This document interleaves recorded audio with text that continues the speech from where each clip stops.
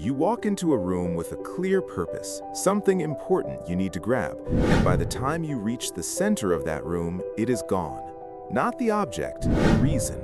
Your mind goes blank, your hand hovers in the air, and for a strange, almost embarrassing moment, you simply stand there, wondering what you were thinking only seconds ago. If this has ever happened to you, you are not broken and you are not alone.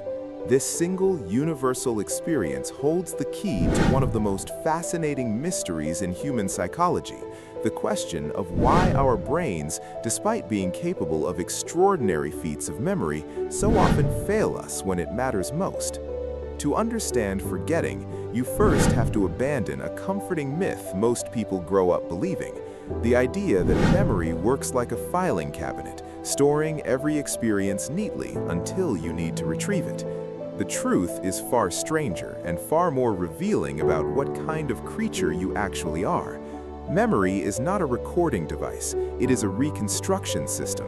Every time you remember something, your brain is not pulling up an untouched file. It is rebuilding the memory from fragments, piecing it together in the moment, influenced by your current mood, your environment, and even what you have learned since the event happened.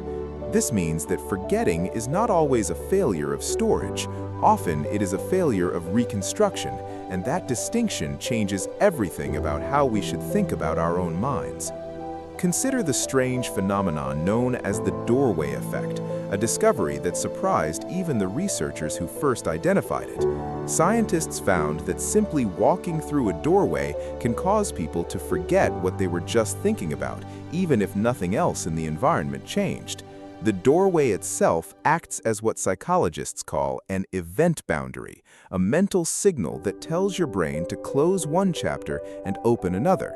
Your mind, trying to stay efficient, files away the thoughts associated with the room you just left, treating them as resolved, even when they were not finished at all. This is why so many people walk into a kitchen with full intention and walk out moments later, empty-handed and faintly confused, as if their own thoughts had quietly slipped through a door they never saw closing. But the doorway effect is only one small piece of a much larger puzzle. To understand why we forget important things, you have to look at how memory actually forms in the first place, and this is where things become genuinely surprising. When you experience something, your brain does not immediately decide whether it is important. Instead, information first passes through a temporary holding space called working memory, which can hold only a shockingly small number of items at once, often cited as around 4 meaningful chunks of information at any given moment. If something else captures your attention before that information moves into long-term storage, the original thought can simply vanish, pushed out by newer, louder mental traffic. This is why a sudden phone call, an abrupt question, or even a passing thought about dinner can completely erase an idea you were certain you would remember just seconds before. Stress complicates this process even further, and not in the way most people assume. Many believe that stress sharpens memory, burning important moments permanently into the mind. In some cases, this is true, particularly with emotionally intense events. But chronic, everyday stress, the kind caused by overloaded schedules, financial pressure, or constant multitasking, actually impairs the brain's ability to consolidate memories properly. The hippocampus, a small but crucial brain structure responsible for forming new memories, is highly sensitive to cortisol, the body's primary stress hormone. When cortisol levels remain elevated for long periods, the hippocampus becomes less efficient at its job, making it harder to lock new information into long-term memory, even information you consciously know is important. This means the more overwhelmed you feel, the more likely you are to forget the very things you are most anxious about remembering, a cruel irony that traps millions of people in a frustrating cycle of forgetfulness and self-blame. Sleep plays an equally critical and often underestimated role in this entire process. Memory consolidation, the process of converting short-term experiences into stable long-term memories, happens largely during deep sleep, particularly during a stage known as slow-wave sleep. During this stage, the brain essentially replays the events of the day, strengthening the neural connections associated with meaningful information while allowing irrelevant details to fade. People who consistently sleep poorly are not just tired the next day, their brains have not been given the proper opportunity to file away what happened the day before, which means countless memories, including ones we consider personally important, are quietly lost before they ever had a real chance to take root. There is also a darker, more protective side to forgetting that few people consider, something psychologists call motivated forgetting.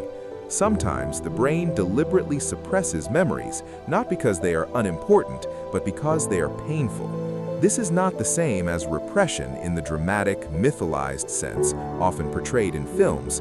It's a subtler, more everyday mechanism where the brain quietly avoids strengthening memories tied to embarrassment, failure, or anxiety, simply because revisiting them creates emotional discomfort. This raises an unsettling question. How many things have you forgotten not because they were unimportant, but because some part of your mind decided remembering them would hurt too much? Attention, perhaps more than anything else, determines what survives and what disappears. Neuroscientists have demonstrated that you can't form a strong memory of something you were not truly paying attention to in the first place, even if you were physically present for it. This explains a deeply relatable experience, meeting someone at a party, hearing their name clearly, and somehow forgetting it within seconds. The information entered your ears, but if your attention was divided, perhaps thinking about what to say next or scanning the room, the memory never had a real chance to form. This is not a flaw unique to forgetful people. It's simply how human attention works, a narrow spotlight that can only fully illuminate one thing at a time, no matter how important the surrounding details might be. Multitasking, something many people proudly consider a valuable skill, may actually be one of the greatest modern threats to memory formation. Research consistently shows that what we call multitasking is rarely true simultaneous processing. Instead, the brain rapidly switches attention back and forth between tasks, and each switch carries what scientists call a cognitive cost, a brief but real dip in processing efficiency. When you try to remember something important while simultaneously checking a notification, replying to a message, or half listening to background noise, you are not multitasking your way to better memory. You are fragmenting your attention into pieces too small for any single memory to fully form. Yet, despite everything working against it, the brain is remarkably skilled at remembering certain types of information with vivid, lasting clarity, and understanding why reveals one final fascinating insight.